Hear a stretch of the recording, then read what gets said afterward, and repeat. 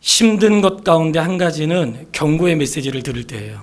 그 심판, 어떤 절망, 멸망 이런 이야기를 들을 때 두려움이 없지 않아 있어요. 그런데 이 말씀을 잘 보면 말씀 안에는 경고의 메시지 안에는 회복이 있고요.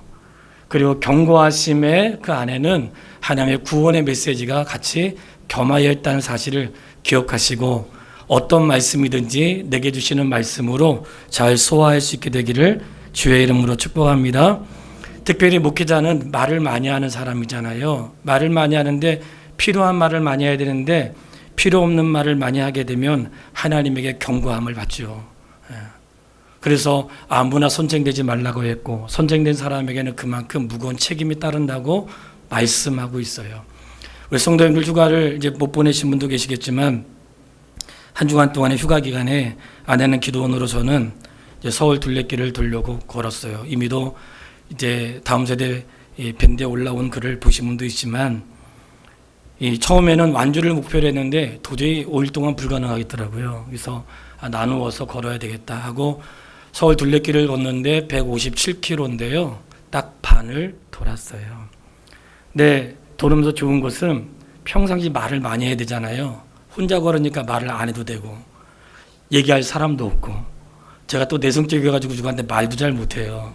근데 걷는데 그 시간 동안에 여러 가지 보고 느꼈던 것들을 정리를 했어요. 칼럼에 다 기록할 수 없지만 이 말씀을 드리는 이유는 신앙생활은 교회에서만이 신앙생활이 아니에요. 나의 삶 자체가 신앙생활인 거예요. 내가 직장 가든지 회사 가든지 뭐 학교를 가든지 내가 스포츠를 즐기든지 내 그 자체가 신앙생활인 거예요. 그리고 우리가 집에서 밥을 먹을 때 누가 해준 거 먹어요? 해준 사람 거 먹잖아요. 부모님이 해준 부모님이 해준 거 먹고 교회에서 이 성도님들이 준비한 거 먹잖아요. 성도도 마찬가지로 목사 준비한 영혼의 양식을 먹어요. 그렇기 때문에 목사의 삶이 중요한 거예요. 목사가 일주일 동안 어떻게 살았느냐에 따라서 메시지가 달라질 수 있어요. 제가 삶 속에서 있었던 말씀을 드리는 것은 자랑거리로 삼으려고 하는 게 아니라 그 삶을 통해 주신 하나님의 은혜가 있었다는 것을 말씀드리려고 하는 거예요. 그래서 그 사이에 있었던 것들을 조금 정리를 해봤는데 서울 둘레길에 발을 걷는데 시작하는 지점에서 파워워킹이라고 하는 이정표를 봤어요. 굉장히 해피워킹이라고 하는 이정표를 봤어요. 기분이 좋았어요. 즐겁게 걷는구나. 그것이 내가 주와 함께 걷는 거 즐겁게 걷는 길이고 누가 가라고 해서 간 거 아니고 내가 스스로 선택해서 간 거니까 즐겁게 걸어야지. 그러고 걸었는데 이 좋은 일만 있는 게 아니에요. 우리가 아무리 좋은 것도 힘든 코스가 나오잖아요. 그런데 그 걸으면서 처음부터 끝날 때까지 주님과 동행하려고 무진장 애를 썼는데 끝까지 동행한 주님 말고 또 다른 것이 있었는데 그게 바로 모기하고 벌레. 그러니까 끊임없이 그냥 끝날 때까지 같이 있었어요. 산에만 들어가면 모기하고 벌레가 달라붙어가지고요. 그래가지고 끝날 때까지 같이 있었어요. 그래서 알았어요. 신앙생활은 주님과만 함께하는 게 아니구나. 항상 내 주변에는 나를 물어뜯는 모기도 있구나. 그러니까 신앙생활은 항상 좋은 날만 있지 않아요. 그러니까 내가 하다가 뭐한테 물리고 찢기고 이런 일이 있을 수 있잖아요. 그것 때문에 가던 길을 포기하면 안 돼. 날씨가 좋은 날만 있지 않고 햇빛도 너무 비치면 걷기 어려운데 또 적당하게 비도 오고 바람도 불고 그러더라고요. 그래서 마음에 그때그때마다 기록을 한 거예요. 좋은 날만 걸을 수 없다. 우리가 신앙생활 하면서 좋은 날만 신앙생활 할 수는 없어요. 오늘은 기분이 안 좋은데 오늘 쉬고 오늘은 영감이 없어. 오늘은 별로 가고 싶지 않아. 오늘은 안 땡기는데 한 별의별 핑계를 다 대는 거야. 도대체 1년 365일 가운데 좋은 날은 며칠이나 되겠어요? 그렇게 말하면 1년 365일 가운데 좋은 날 그렇게 많지 않아요. 그냥 피곤해서 아침에 일어나서 또 걷고 또 아침에 일어나 또 그런 일을 하다 보면 하나님이 또 힘을 주세요. 맞죠? 우리가 신앙생활하기 좋은 날은 그렇게 많지는 않습니다.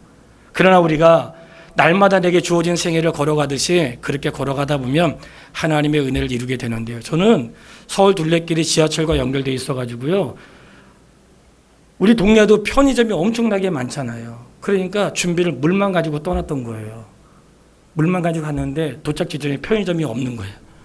밥을 먹어야 되는데 밥을 먹을 수가 없었어요. 편의점이 없어가지고. 다시 돌아가야 30분을 걸어가야 되는데 돌아갈 기운이 안 나는 거예요. 산을 탔지요. 그 시간부터 6시간을 산을 탔어요. 배는 고프지 먹을 건 없지. 6시간을 산을 탔는데 그래서 편의점이 있는 줄 알았다가 없는 줄 알고요. 진짜 고생했어요. 근데 말이죠. 그렇게 고생하고 나니까 다음날 어떻게 했어요? 먹을 거를 챙긴 거예요. 도시락을 챙기고 물을 챙기고 올려서 가니까 훨씬 수월하더라고요. 성도 여러분, 뭐든지 준비하면 수월합니다. 예. 내가 그냥 하면 어딘지 모르 가더라도 준비하면 수월해요. 내가 인생에 어떤 일도 준비하면 훨씬 수월하고요. 가더라도 좀 더 수월하게 갈 수 있어요. 아마 청년들이 준비하는 것 또한 그러지 않을까 싶어요. 그러나 이 모든 것을 뒤로 하고 가보지 않으면 알 수가 없어요. 예. 말로만은 안 돼. 건강한 사람 누구나 갈 수 있는데 한번 해보시기를 바라고. 걷는 길에 하늘이 아닌 곳이 없는 거예요. 우리는 다 하나님의 그늘 아래에 있고요. 네, 어디서든지 하늘을 두루마리 삼고 바다를 먹물 삼아도 하나님의 사랑 기록할 수 없는 은혜는 내가 어디에 있어도 하늘은 있습니다. 그런데 그 걸음 가운데 정말로 감사하고 제가 마음에 평생에 새겨야 될 것 한 가지를 가슴에 새겼어요. 다음 주에 칼럼으로 쓸 거예요. 제목을 말씀드리면 따라서 한번 해보세요. 기록이 아니고 완주입니다. 사람들이 그랬어요. 야 어떻게 그렇게 빨리 개척을 그랬어? 어떻게 빨리 그렇게 사람들이 모였어? 어떻게 빨리 그렇게 예배당을 샀어? 이런 이야기를 들었어요. 성도로 말하면 야 어떻게 그렇게 빨리 출세했냐? 어떻게 빨리 교회 그렇게 직분자가 됐어? 어린 나이에? 이런 이야기를 우리가 들었던 사람도 있을 거예요. 속도가 아니에요. 빨리 이루는 게 아니에요. 신앙생활은 완주가 목표예요. 그 중요한 사실을 깨달았어요. 내가 빨리 뭔가 이루는 게 중요하지 않아요. 내가 빨리 누구보다 빨리, 그 누구보다 먼저, 누구보다 높이. 이것이 신앙생활의 목표가 아니고요. 신앙생활은 완주하는 거예요. 그러니까 내가 살아가다가 누구보다 빨리 할 수도 있고 늦게 할 수도 있어. 어린아이가 일찍 뒤집을 수도 있고 늦게 뒤집을 수도 있어요. 먼저 설 수도 있고 늦게 설 수도 있어요. 그렇게 차이가 많지 않아요. 그러나 분명한 건 먼저 한 게 아니고요. 끝까지 완주하는 게 중요해요. 그러니까 신앙생활은 완주가 중요합니다. 왜냐하면 오늘 경고에 대한 메시지가 있잖아요. 경고. 이 경고는 하나님을 경외했던 사람들에게는 끝까지 하나님을 경외할 것을 말씀하고 있고, 하나님을 경외할 줄 모르는 이스라엘 주변 나라들에 대해서는 하나님을 모르는 것 자체가 진노요 벌이라는 것을 하나님의 경고를 통해서 알게 돼요.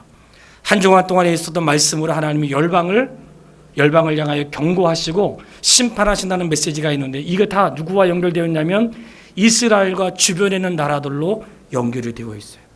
이스라엘과 주변에 있는 나라들로 연결되어 있는 이 나라들은 다 뭐예요? 어떤 나라는 강하기도 하고, 어떤 나라는 유다와 이스라엘처럼 약하기도 하고, 어떤 나라는 서로 힘을 합해가지고 강대과 싸우기도 하고, 어떤 나라는 힘이 세니까 약한 나라를 얕보고 짓밟기도 하는 이러한 일들이 막 주기적으로 일어나는 거예요.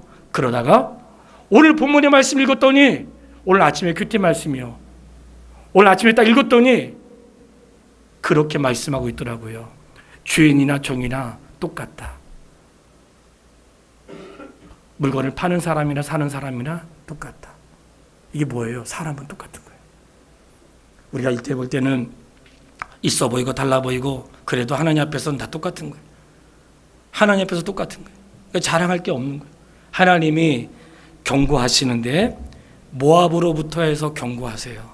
이 모압을 경고하시는데, 모압을 향하여는 어떻게 경고하시는가? 16장에 나오거든요. 어떻게 경고하시는가? 너희가 쌓았던 업적을 보잘것없게 하세요. 그렇게 모압을 향해서 경고하세요. 그들이 열심히 싸우고 그들이 누렸던 부귀와 영화가 하나님 앞에서 보잘것없게 하세요. 그러니 인생들이 절망을 만나는데, 그 모압을 향한 하나님의 경고의 메시지를 들으면서 깨달은 게 있어요. 인생의 가장 큰 절망은 내가 어떤 어려움을 만난 게 아니고, 인생의 진짜 어려움은 하나님의 도우심을 받을 수 없는 것이 절망이라는 거예요. 예. 인생의 절망은 내가 어떤 방법이든지 하나님의 도우심을 받지 못할 때 그게 절망인 거예요. 내가 하나님의 도우심을 받을 수 있다면 소망이 있는 거예요. 오늘 우리가 시작할 때 항상 성경을 읽는 것, 하나님의 이름을 높이면서 예배를 시작하는데, 내가 산을 향하여 눈을 들리라, 나의 도움이 어디서 올꼬? 나의 도움이 천지를 지으신 여호와에게서로다. 할렐루야. 믿으세요? 나를 도우신 분이 천지를 지으신 분, 이렇게 고백할 때 천지를 지으신 분 어떤 분이세요? 능력의 하나님이시죠. 그분은 원하시는 바를 지을 수 있는 분이시죠. 그분이 천지를 지으시듯이 내 인생을 지을 수 있는 분이세요. 그러니까 누가 절망인가?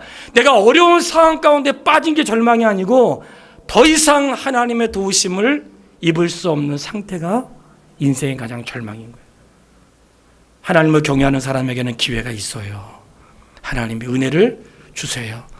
모압을 향하여 하나님이 경고하시면서 너희가 그렇게 열심히 쌓았지만 너희의 쌓은 것이 아무것도 아닌 보잘것 없게 하시겠다. 그렇게 말씀하세요. 17장에는 에브라임과 다메섹에 대해서 경고하셨는데, 에브라임은 북이스라엘을 대표해서 말하는 거예요. 북이스라엘과 다메섹을 향하여 경고하셨던 이유는 그들이 유다를 치려고 서로 마음을 합한 거예요. 성도 여러분, 기억하세요.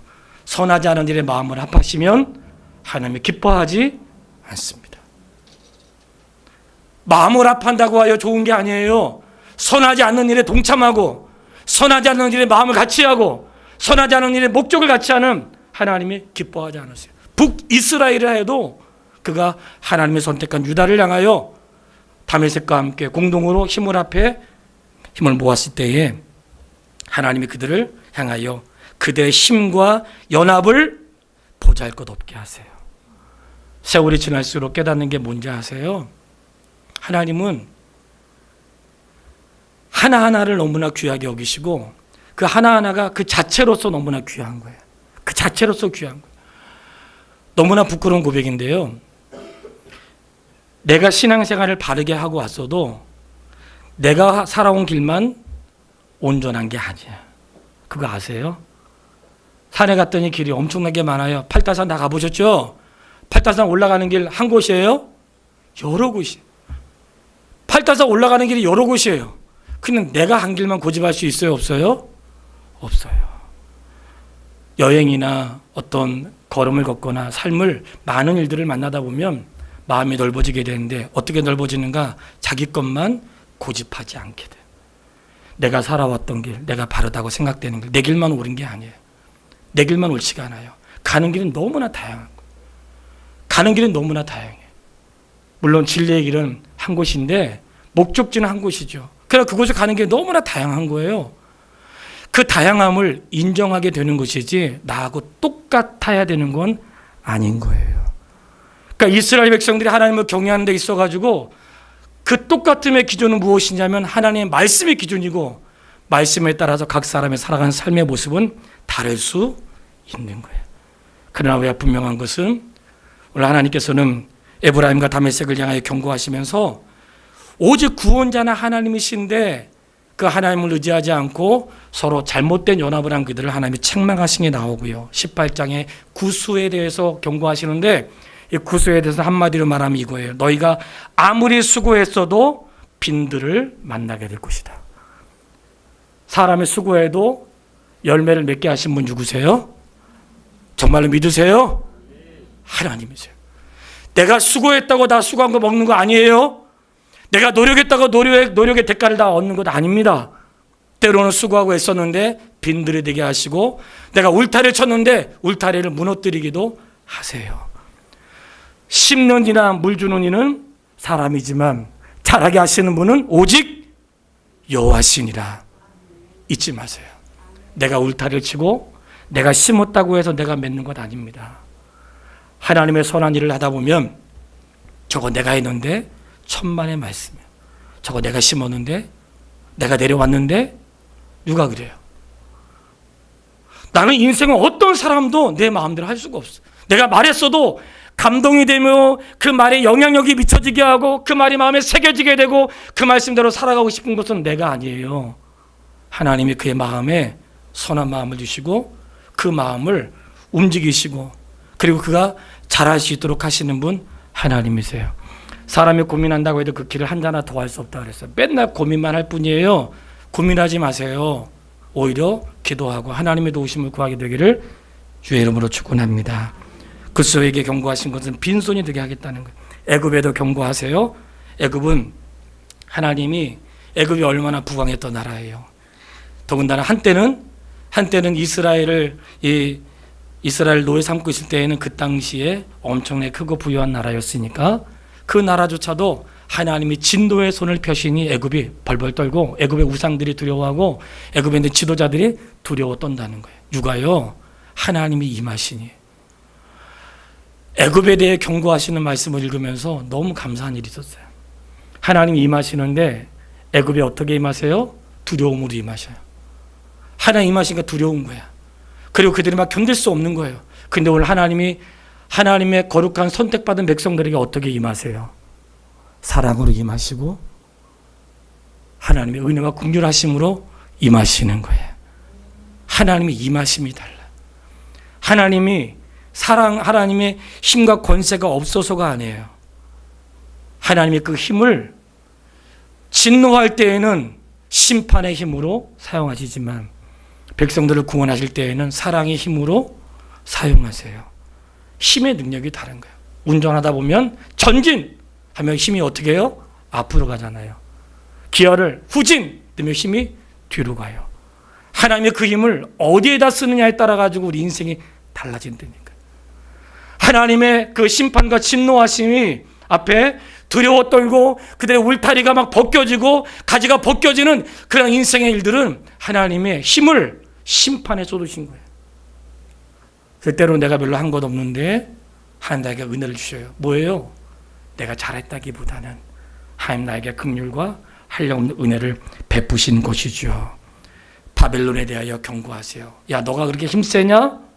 그 힘을 무너뜨리세요. 바벨론이요 무너졌도다. 힘센 거 자랑하지 마세요. 하루아침에 무너져. 삼손 힘센 거 하루아침에 무너져. 오늘 내가 지금 멀쩡하다고 자랑할 거 없어요. 인생의 모든 자랑거리는 자랑거리야. 둘레길을 돌다가 관악산을 이제 지나가게 되는데 거기에 서울대학교 있잖아요. 서울대학교 왜 들어가요? 자랑하려고 들어가는 거 아니잖아요. 내가 인생에 어떤 업적을 이루려고 하는 것은 깨달은 거예요. 자랑하기 위해서가 아니라 내가 누구에게 자랑하기 위해서 뭐 하고 누구에게 자랑하려고 둘레길 들고 누구에게 자랑하려고 좋은 대학 가는 거 아니고요.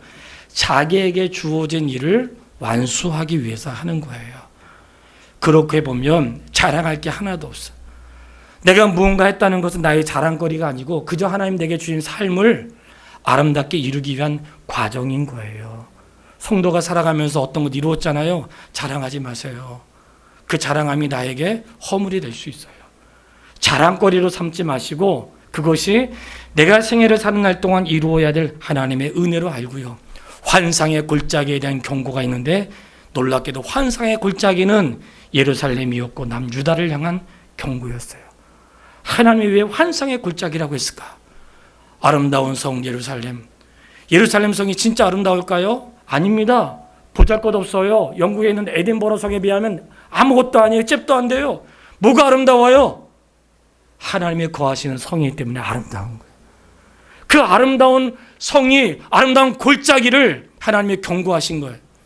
너 하나님을 내가 그곳에 함께하기 때문에 너희가 아름다운 성이지 하나님을 경외하지 않고 예배하지 않는 그들을 하나님이 그 환상의 골짜기를 향해 하나님이 경고하시니까 그 예루살렘도 무너질 수밖에 없는 거예요. 두로와 시돈에 대해서 경고하셨어요. 두로와 시돈은 해상국가였고 해상에서 많은 무역을 통해 부요를 누렸던 사람들이었어요. 그런데 그들의 부요와 수고를 아무것도 아닌 것처럼 무너뜨리시는데 누가 정하셨는가? 여호와께서 정하셨다는 거예요.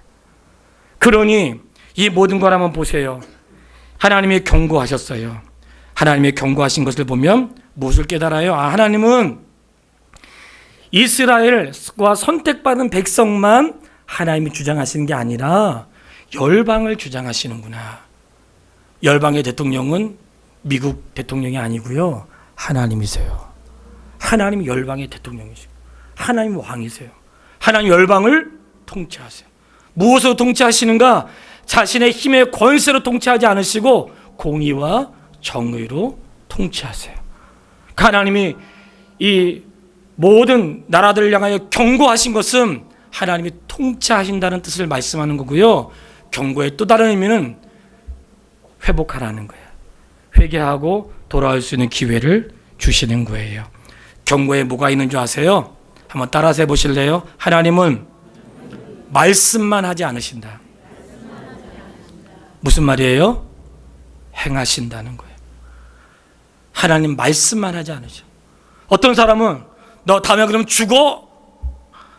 하나도 그거 안 나잖아요. 안 죽일 거니까. 근데 하나님은 말씀만 하지 않으셔. 때로는 부모가 자녀에게 야단친다고 하지만 안 칠 때가 사실 많잖아요. 애들도 그거 알아. 그러니까 말 더럽게 안 들어. 그런데 우리 엄마 아빠는 말만 하지 않아. 그러면 어때요? 말 잘 듣죠. 근데 우리 성도님들은 하나님은 말씀만 하시는 분이 아니세요. 말씀하시는 바를 행하시는 분이시고, 행한다는 것은 행하시는 능력이 있는 분이라는 거예요. 행하시는 능력이 있기 때문에 말씀만 하지 않으시고 말씀한 바를 행하시는 분이에요. 바라기는 하나님께서 이스라엘을 통하여 수없이 많은 심판의 경고와 일들을 이루신 것은 하나님의 말씀 뭐예요? 경고는 내가 말로 말하지 않겠다. 어느 날 말씀이 현실이 되는 그날이 있다는 사실을 깨닫게 될 거예요. 지금 당장은 이루어지지 않아서 안 될 것처럼 여겨져도 하나님 말씀하세요. 시대 사람들에게 그랬어요. 노아 시대도 그랬어요. 소돔과 고모라 때도 그랬어요. 주님 말씀만 하지 않으시고 앞으로도 반드시 이루세요. 말씀에는 기준이 있어요. 하나님의 감정이 기준이 아니고요, 그분의 말씀이 기준인 거예요. 가끔 우리가 자녀들이 엄마 아빠가 기준이 없어. 기분 좋으면 때려, 기분 좋으면 잘했다가 기분 나쁘면 때리고, 우리도 가끔 그 중심을 잃어버릴 때가 있잖아요. 예? 아이가 잘못했는데 어떨 때 잘못했는데 용서해주고 어떨 때 잘못해도 엄청나게 때려. 왜냐? 기분이 안 좋은 거야. 그러니까 내 마음에 따라 달라지는 거예요. 근데 성경에 보면 하나님은 그런 분이 아니세요. 하나님은 감정이 있는 분이세요. 슬퍼하시고 그리고 분노하시고요, 사랑하시고 하나님 감정이 있는 분이세요. 근데 그 기준이 감정이 아니세요. 그 기준이 하나님의 말씀이에요. 하나님이 하셨던 말씀이 기준이 돼요. 하나님이 경고도 하시고 경고하신 바를 이루세요.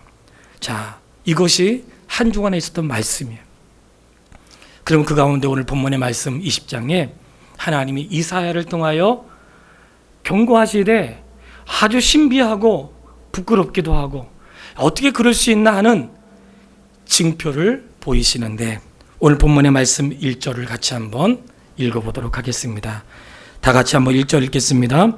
아수르의 사르곤 왕이 다르단을 아스돗으로 보내매 그가 와서 아스돗을 쳐서 취하던 해니라. 자, 아수르가, 이 아스돗이라고 하는 것은 블레셋의 한 성읍이에요. 아수르 왕이 다르단이라고 하는 장군을 아스돗, 이 블레셋의 한 성읍으로 보내요. 거기서 아스돗을 치게 했던 때에, 그러니까 블레셋의 한 성읍이 쳐가지고 이제 빼앗긴 거죠. 그 빼앗기던 것을 보는 바로 그때에 이스라엘은 바로 옆에 있으니까 아수르가 와가지고 블레셋의 한 성읍을 빼앗았네, 이제 시작하나 보다, 전쟁이 시작하나 보다 하는 그러한 때에 하나님이 이사야를 통하여 예언해 주신 거예요. 예언의 말씀이 2절인데, 그때에 같이요, 그때에 여호와께서 아모스의 아들 이사야에게 말씀하여 이르시되 갈지어다 내 허리에서 배를 끄르고 내 발에서 신을 벗을지니라 하시매 그가 그대로 하여 벗은 몸과 벗은 발로 다니니라. 아멘. 어떻게 다녔다고요? 벗은 몸과 벗은 발로 다녔어요. 하나님이 이사야에게 야, 너 옷 벗어라 이런 거예요. 3년 동안 옷 벗고 다녀라. 옷 벗으면 벗는다는 건 수치스럽잖아요. 우리가 어떻게 벗겠어요? 예. 같은 남자끼리도 벗기가 쉽지 않은데 벗는다는 것은 수치스러움인데 하나님이 이사야에게 아무도 없는데 벗으라는 게 아니에요. 목욕하면서 벗으라는 게 야, 너 3년 동안 벗고 다녀 이거예요. 왜 그런가? 앞으로 애굽이 수치를 당할 것인데 수치 당하는 것을 너가 너의 몸으로 하나님 말씀의 메시지를 너의 몸으로 표현하는 거예요. 근데 그 표현을 이사야가 순종을 해요. 그리고 그가 옷을 벗고 3년 동안 벗고 다니면서 하나님의 말씀을 이루어요. 참 납득되기 어렵잖아요. 하나님은 사람들을 부끄럽게 하지 않으시는데 하나님은 그의 사용하는 종을 옷을 벗으라 하시고 그의 몸에 징표로 삼아서 수치로 여기는 어떤 예언이었나? 바로 그 애굽이 그리고 그 구스 그 사람들이 아수르에 의해서 끌려갈 때에 벌거벗겨지고 벗은 몸으로 끌려가게 될 것이다. 앞으로 있을 예언의 말씀을 이사야를 통하여 말씀하신 거예요. 그랬더니 이사야가 어떻게 했어요? 옷을 벗고 3년 동안 그런 말씀이 이루어진다는 것을 삶을 통해 보여주었어요. 오늘 이것이 본문의 핵심이에요. 무엇을 말씀드리려고 하는가? 이 말씀이 이루어져요. 제가 벗었다는 의미를 세 가지를 말씀드리려고 해요. 도대체 무엇이 벗었다는 것인가? 성경을 좀 찾아야 되거든요. 에스겔서 16장 37절 말씀, 구약성경 1171페이지에 있습니다. 구약성경 1171페이지, 에스겔 16장 37절 말씀, 이 벗었다는 것의 의미예요. 에스겔 16장 37절 찾으셨으면 아멘. 우리 같이 한번 읽어보겠습니다. 내가 너의 즐거워하는 정든 자와 사랑하던 모든 자와 미워하던 모든 자를 모으되 사방에서 모아 너를 대적하게 할 것이요 내 벗은 몸을 그 앞에 드러내 그들이 그것을 다 보게 할 것이며. 내 벗은 몸을 그들이 다 보게 한다는 건 뭐예요? 수치예요. 수치를 당하게 될 것이라는 거예요. 에스겔 23장 10절 말씀, 그 뒤쪽에 1184페이지, 에스겔 23장 10절 시작. 그들이 그의 하체를 드러내고 그의 자녀를 빼앗으며 칼로 그를 죽여 여인들에게 이웃거리가 되게 하리니 이는 그들이 그에게 아멘. 그 벗은 뭐예요? 심판인 거예요. 또 한 가지 23장 29절 말씀 바로 뒤에 있죠. 29절 시작. 그들이 미워하여 마음으로 내게 행하여 내 수고한 모든 것을 빼앗고 너를 벌거벗은 몸으로 두어서 내 음행에 벗은 몸 곧 내 음란하며 행음하던 것을 아멘. 이거는 과거에 그들이 했던 음란한 행위였다는 거예요. 그러니까 이게 벗은 게 그냥 하나님이 경고하시려고 벗은 게 아니었고요. 벗은 것은 그들에게 수치였고 벗었다는 자체가 하나님의 심판이었는데 하나님 심판 가운데 어떤 의미가 있냐? 너희가 음란하면 어떻게 해요? 벗고 해야 되잖아요. 너의 벗음은 너의 과거의 음란의 모습이다. 자신의 과거의 모습을 깨닫게 하시는 거예요. 실제로도 음란의 행위를 했었지만 우리가 성경에서 말할 때 음란의 두 가지잖아요. 사람과도 음란의 행위지만 우상을 섬기는 것을 음란이라고 하잖아요. 그러니까 그들의 벌거벗음을 보게 하신 거예요. 그리고 본문으로 돌아와서 그들이 끌려갈 때에 벗은 몸을 보게 될 것이라는 거예요. 그리고 그 벗은 몸을 보는 사람들이 5절에 그들의 벗은 몸을 보면서 놀랍고 부끄러워할 것이라는 거예요. 왜 놀랍고 부끄러웠는지 아세요? 그 답이 나와요. 왜 놀랍고 부끄러웠는가? 아니, 우리가 그동안 애굽 사람들의 도움을 입었고 우리가 그동안 뭔가 우리의 나라를 보존하기 위해서 구스라고 한 나라의 도움을 받았는데 내가 그동안 도움을 받았고 내가 의지했던 애굽과 구스가 어떻게 되는 거예요? 벌거벗겨지고 애굽 사람들이 아수로 끌려가면서 부끄러운 일을 당하는 거 보면서 내가 의지했던 사람들이 무너지고 내가 기대했던 사람들이 벌거벗고 그들조차도 힘과 권세가 자기보다 더 권위 있는 힘센 아수르에게 멸망을 당했다면 우리가 어디로 피할 수 있겠는가? 그런 부끄러움을 당하는 것을 말씀하고 있는 거예요. 바로 그거예요. 사랑하는 여러분, 오늘 하나님이 이 경고의 메시지를 통해서 이사야에게 하시고 싶은 말씀이 있어요. 두 가지로 결론을 내리겠습니다. 하시고 싶은 말씀. 첫 번째, 나 외에는 의지하지 마라. 나 외에는 의지하지 마라. 나 외에는 힘센 사람도, 어떤 나에게 이 땅에 사는 날 동안 나의 목줄을 잡고 있는 직장의 상사라 해도 나 외에는 어떤 누구도 의지하지 말라는 하나님의 사인이에요. 왜냐? 그들조차도 무너질 수 있고 빈들될 수 있고 울타리는 없어질 수 있고, 육아하세요. 하나님이 손을 펴시면 그들도 무너지는 거예요. 하나님 외에는 의지할 자가 없는 거예요. 정말 믿으세요? 저는 우리가 하나님 외에는 믿을 자가 없는 분으로 살기를 바라요. 이 말은 다른 사람을 무시하고 살라는 게 아니죠. 그거 아니에요. 신학교를 들어갔는데요, 신학교 들어갈 때 그 학교 교훈이 너무 좋았어요. 대한신학교 들어갔는데 학교 교훈이 너무 좋아하는데 그거를 인생의 목표로 삼은 사람들이 많아요.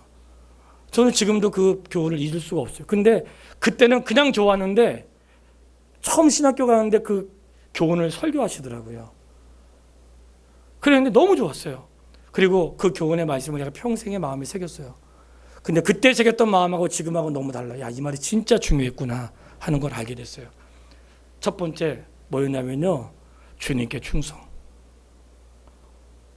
두 번째, 타인에게 겸손. 세 번째, 자신에게 진실. 이 세 가지였어요. 학교 교훈이었어요. 먼저 주님께 충성하고, 그 다음에 타인에게 겸손하고 자기에게 진실하라. 주님께 충성하는 사람이 어떻게 타인에게 교만할 수 있겠어요? 타인에게 겸손한 사람이 어떻게 자신에게 거짓될 수 있겠어요? 너무 좋았다. 세월 속에서 오히려 그게 더 진리라는 걸 알게 됐어요. 내가 죽도록 충성해야 될 분은 사람이 아니고 주님이라는 거. 주님에게 충성하다 보면 사람들 앞에 겸손하게 되고요, 교만하지 않게 됩니다.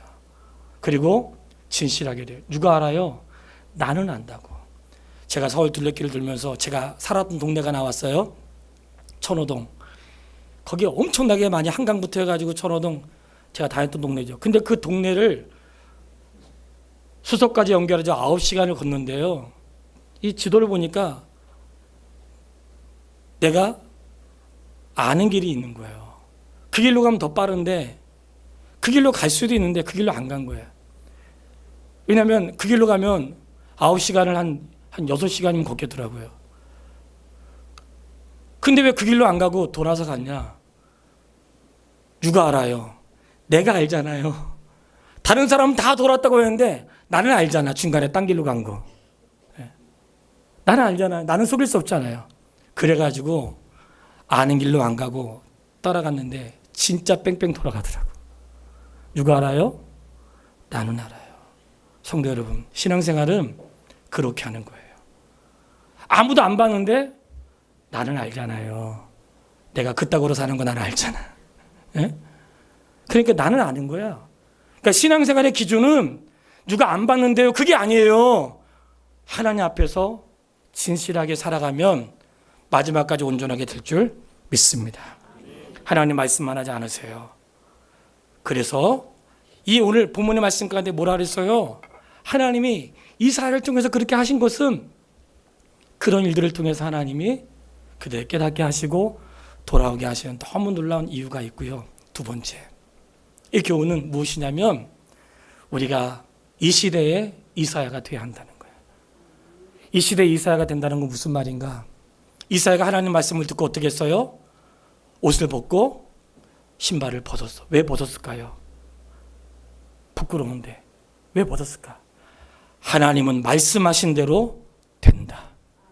그 사실을 믿었던 거예요. 이사야가 벗은 것은 하나님 말씀하신 대로 하시는 분이에요. 그러니까 비록 내가 지금 부끄럽고 수치스럽지만 말씀을 이루시는 분이기 때문에 벗은 거예요. 그리고 맨발로 벗은 몸으로 3년을 다녔어요. 이 말씀의 뜻은 우리가 벗고 다니자 그런 뜻이 아니고, 내가 진짜 하나님의 말씀을 믿는다면 다른 사람들이 나를 이상하게 보더라도 내가 믿는 믿음의 길로 가십시오. 이것이 믿음의 사람들이 살아야 될 삶의 태도인 거예요. 이사야가 수많은 사람 가운데 수치를 불구하고 부끄러움도 불구하고 그가 벗은 몸과 벗은 발로 다녔던 이유는 하나님은 말씀대로 이루시는 분인 거예요. 그거를 자기는 다른 사람 몰라도 자기는 알았어. 이사야는 알았어요. 하나님 이루신 분인가 알았어요.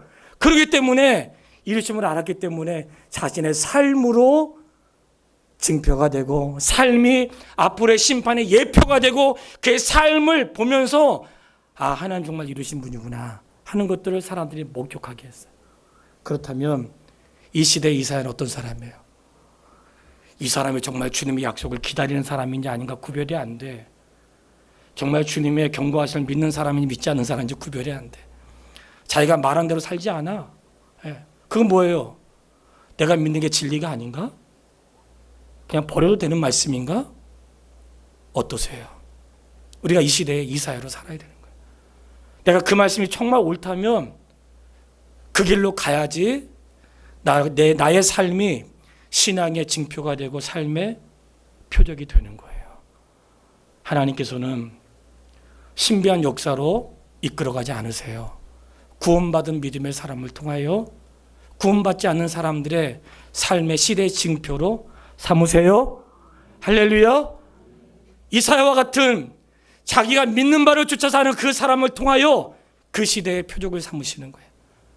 누가 이 시대에 하나님 말씀을 듣겠어요? 말씀대로 살아가는 누가 뭐라고 해도 아닌 것을 아니라고 말하며 그 길을 가는 사람들을 통해 하나님의 예표가 되고 증거로 삼으시는 거예요. 결론으로 그런 모든 과정이 하나님의 경고하신 거고요. 숲길을 걸으면서 너무 좋았던 것은 좋은 공기 마시니까 좋더라고요. 무진장 힘들었어요. 근데 좋은 공기 마시니까 좋고요. 산에는 큰 나무만 있는 게 아니라 별의별 나무, 이름도 모르는 나무들이 많은데 아무튼 산소 나오는 게 너무 좋았어요. 근데 그 좋은 공기를 마시고 가면서 막 회개가 되고 부끄럽고 내가 앞으로 어떻게 살아야 되나. 아니 뭐 그런 사람이 다 있어요. 그런 일이 있었어요. 왜 그런지 아세요? 그 많은 숲에 좋은 공기가 나온 거예요. 하나님, 이렇게 교회의 숲에 이렇게 많은 도시 속의 교회가 숲을 이루고 있잖아요.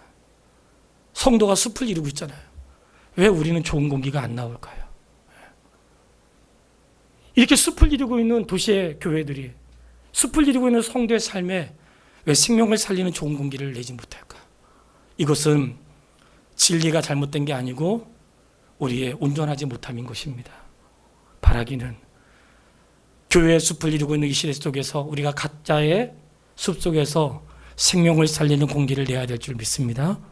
그리고 성도로 숲을 이루고 있는 때에 우리가 이사야처럼 누가 뭐라고 해서가 아니라 내게 허락하신 말씀이 삶의 징표가 돼서 걸어갈 때에 분명히 좋은 공기를 공급할 수 있는 그러한 숲을 이루게 될 줄 믿고 우리 교회와 성도가 그러한 생명을 살리는 숲을 이루는 한 역할을 감당하게 되기를 주의 이름으로 축원합니다. 우리 같이 한번 합심하여 기도하겠습니다. 이 시간에 기도할 때에 하나님 말씀 반드시 이루십니다.